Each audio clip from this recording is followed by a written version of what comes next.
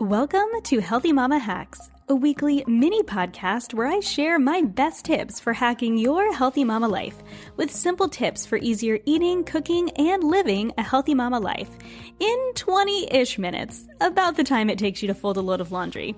So let's do this, mama.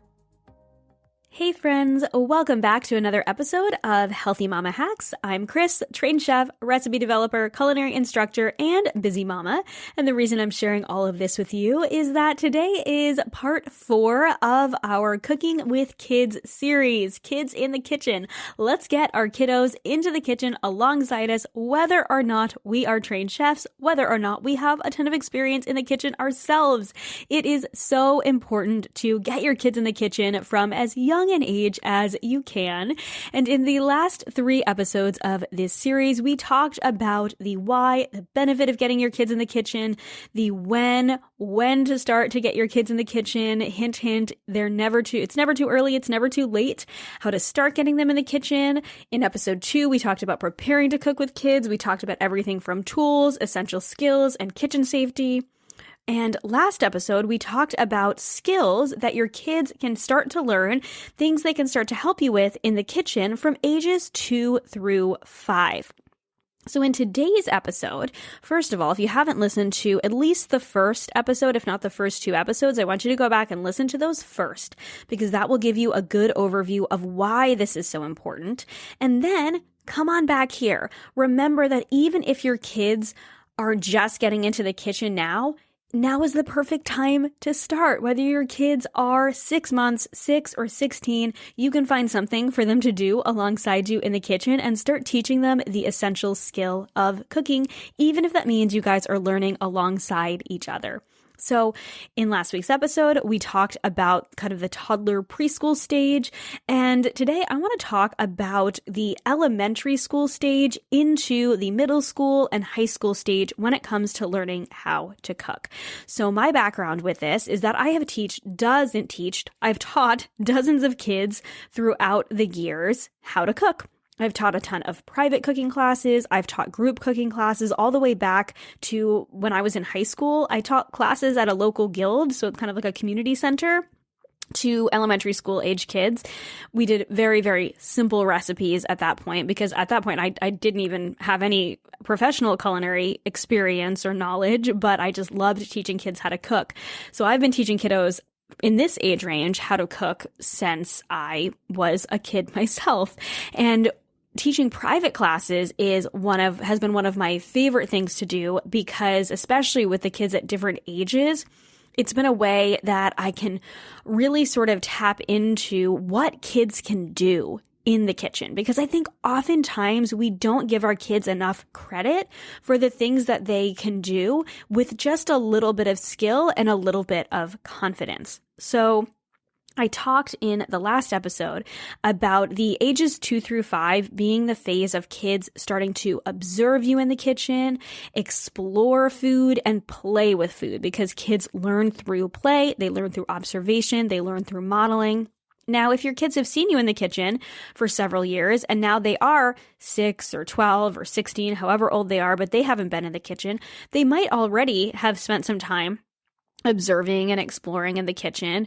Or maybe you're not so comfortable in the kitchen. Maybe you're not so comfortable cooking and you haven't really had your kids in the kitchen. They might need some time to go through that just observing and exploring stage before they dive into the next stages of learning how to cook. So just remember that if your kiddo is brand new at learning how to cook, then or learning just to be around food, it might take them some time to get to some of the places that I'm talking about today.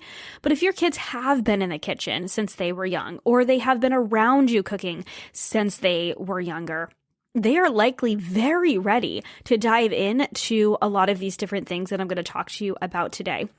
Now, in any case, it's all about what you are confident with, or what you're comfortable with in terms of allowing them to do. I'm never telling you that you have to do these things with your kids. If you're not comfortable with your kids boiling water, then it's what you're comfortable with, right? But I do want to emphasize that more often than not, they can do more than we think we can. So by giving them a little bit of freedom, it also helps to give them a little bit of confidence. And that's where I want to go today with the skills or the phase of skills that your kids are typically developing from ages 6 through 16.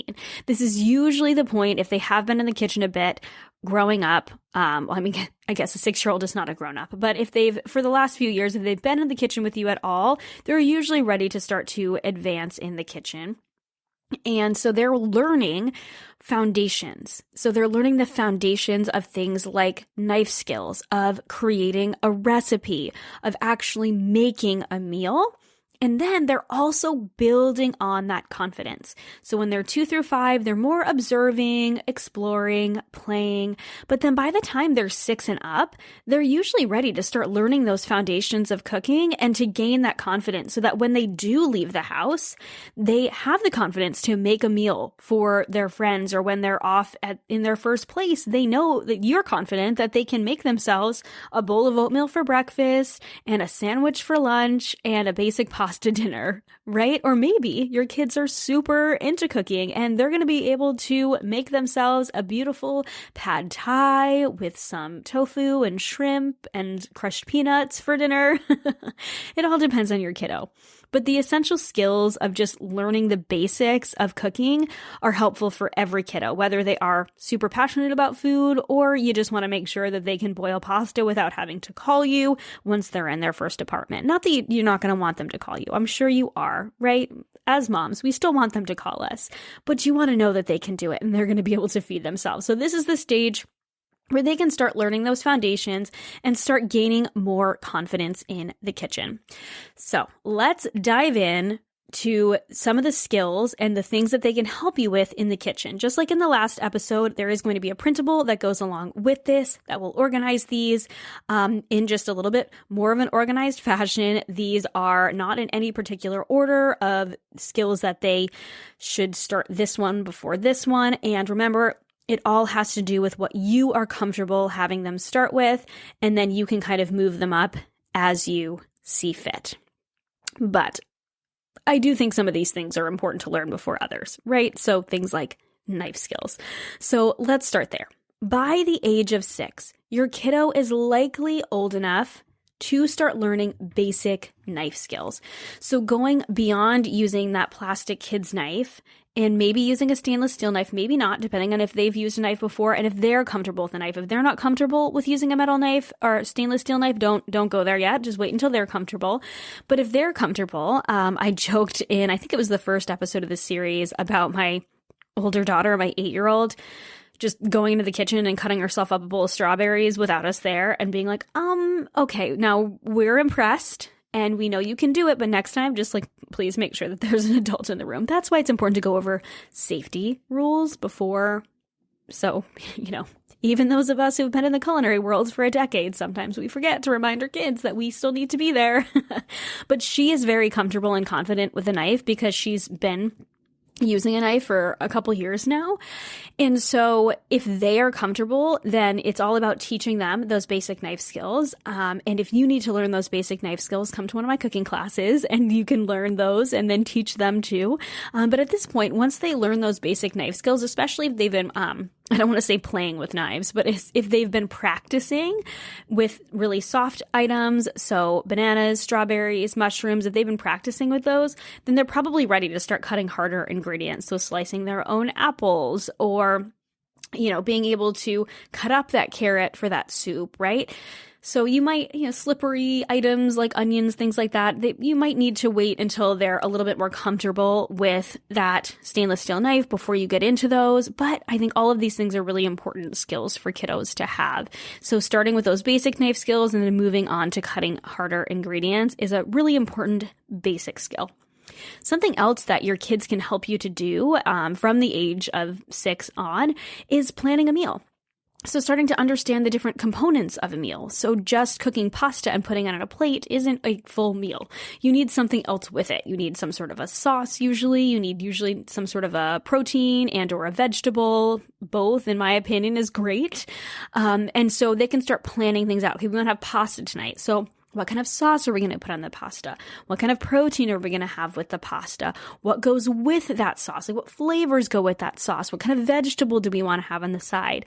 And you can start to bring them into that conversation and start planning the meal together and understand the different components of a meal. You can also teach them to follow recipes. This is an essential skill. I think these 3 skills are probably the top 3 you want to start with, and then the rest of them are kind of in no particular order. So learning how to follow a recipe, like I've mentioned previously, a lot of adults don't know how to follow a recipe correctly, and that's, no fault of the adult. Oftentimes it's just that we weren't taught that, right? So following a recipe means reading through the entire recipe first, reading through each one of the ingredients, understanding that we need to get those ingredients prepared before we prepare the rest of the dish. When we read through all of the instructions, it will tell us if we need to preheat the oven. It'll give us hints for what equipment we might need. We might need to get out. So teach them to read through the recipe, understand what steps they're going to need to take. They don't need to memorize them, just have a general overview, right? It's like glancing at the GPS before you get in the car so you have an idea of what direction you're going in. And it just makes it a little bit easier having that bird's eye view. Then teach them that, okay, we've got to read through the ingredients, get those ingredients out, do our mise en place, and then we can start cooking the recipe. So I think basic knife skills, planning a meal together, involving them in that, and following recipes are really, really important skills to teach them during this time, this like 6 through 16 age range, which I know is 10 years. That's a long time. And there are going to be some of these skills that are going to be better suited to older kiddos than younger kiddos. But I do think it's all about your kiddo and their skill level. There are some of these skills that, there are some 16-year-olds that wouldn't be comfortable doing some of these things.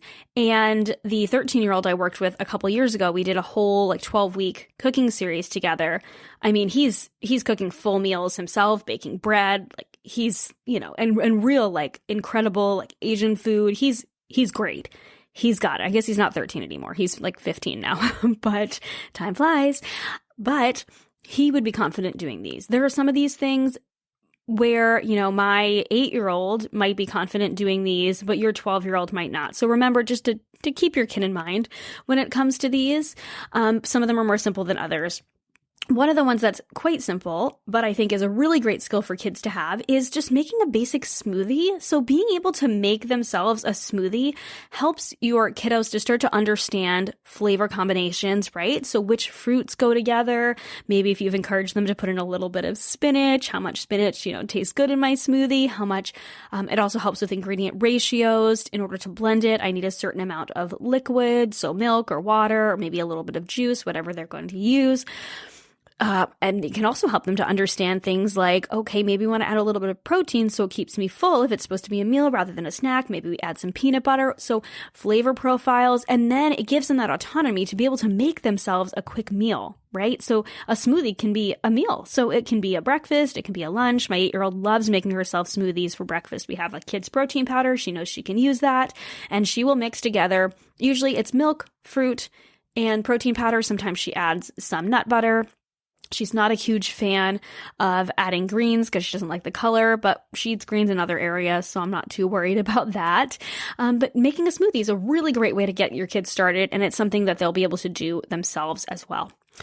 Cooking pasta is something really simple that if your kiddo's younger, if they're 6 or so, you're going to have to help them with it, right? But you can at least teach them that we turn the burner on, that we make sure that we cover it, we bring it up to a boil, we add the salt, we add the pasta, we stir so it doesn't stick, and then maybe you do the draining. You can explain to them something like if it's gluten-free pasta, you might rinse it, but if it's not, we typically don't rinse it if we're going to cook it with a sauce. If you guys don't know this, don't rinse your pasta. Okay, first of all, you just seasoned it and you don't want to rinse away most of that seasoning. Second of all, if you want your sauce to stick, then it needs that little bit of starch on there, right? So don't rinse your pasta. And then something like making a basic cheese sauce so they can make homemade macaroni and cheese. This helps them learn that actually this is a really good one for patience, right? Because you have to you've got to make that roux, right? So you need to melt the butter with the flour and whisk the flour in. You don't want that to brown, but you also need to cook off that raw flavor of the flour. You need to add that milk slowly bring it up to a simmer, but you don't want to burn that milk. Add in the cheese, stir it. So it's very, very simple, right? Add in the seasonings. It's very simple, but it is something that requires some skill to it. So that's something that would be great to practice together so they can learn how to make homemade macaroni and cheese. Making meatballs start to finish. I talked about how my younger daughter really loves to help form the meatballs, but honestly, my 4-year-old is almost ready to make meatballs herself. She can crack an egg, which is another skill, cooking eggs. Cracking eggs is sort of something, it's whenever you're comfortable, because, there is going to be probably not every other egg, but every few eggs, there's probably going to be a lost egg, right? So once they know how to crack an egg, they can crack the egg in there, they can measure out breadcrumbs, seasonings, they can mix that meat together. I like baking my meatballs in the oven, which tends to be a little bit safer than cooking them on the stove just because there's less splattering, things like that. So your kiddos from ages 6 to 16 are likely able to make meatballs start to finish by themselves. They're pretty simple, and so that's a task that you can give them, especially if they know how to cook pasta. They can make meatballs. Learning how to heat up sauce or heat up a soup, so heat up leftovers, something they can learn. You don't jack up the heat all the way. You slowly heat it up, and you might need to cover it so it doesn't splatter. You need to stir it so it heats evenly. All these things seem very basic, but they are very important to learn and things that your kiddos probably don't know. Remember, if they haven't been in the kitchen, they don't inherently know these things. So even though some of these things seem really basic, they're really important skills for them to learn. I just mentioned this before, but cracking eggs, learning how to crack eggs correctly, learning how to crack them on the table or the counter, not on the side of the bowl. Again, another thing that if you didn't know, a lot of adults don't. Please don't crack them on the bowl. You're going to get so many shells in there.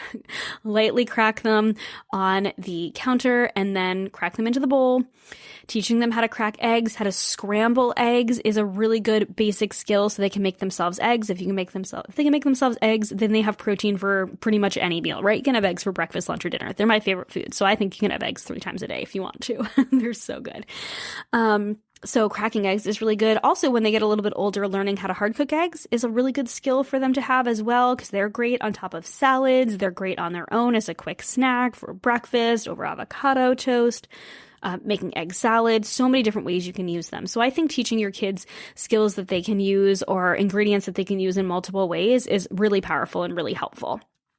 Making a salad, and your kiddos might already know how to make a salad from a young age if you've already had them help you make a salad, but making a salad and then making a salad dressing start to finish.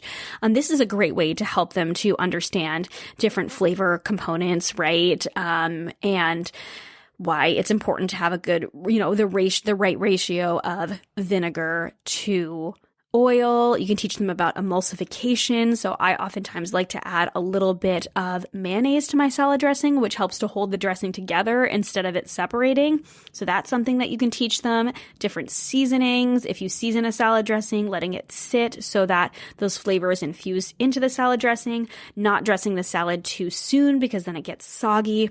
All of these things are important to learn, right? So teaching them how to make a salad and different flavor components of the salad, having different tastes and textures. Maybe you put cheese on your salad. Maybe you put nuts on your salad. Maybe you put dried fruit on your salad. What flavor combinations taste good? There's little risk in salad too, and usually it's not crazy expensive unless you're dumping like an entire bag of nuts on there, or like a whole block of cheese, or I don't know what you would call it, log of goat cheese, something like that. There's so much you can do with salads, and they should be able to make a salad and dressing from start to finish, I think, before they kind of go off to college. That's a really easy skill. They'll likely be able to start making pancakes by themselves, even if it's just pancakes from a mix. I still use a pancake mix because they're great. They're usually really basic, or we choose a basic pancake mix, and that's a way for your kids to get confident using the stove in a really low risk way. They'll likely start to be able to make muffins or cookies themselves. You can teach them how to do that. Again, the oven is, as long as you're teaching them safe oven skills, so use that oven mitt. Don't stick your head inside the oven. And I laugh, but these are things that kids need to know. They'll be able to bake things pretty quickly, probably quicker than you think they're going to. So definitely teach them those skills.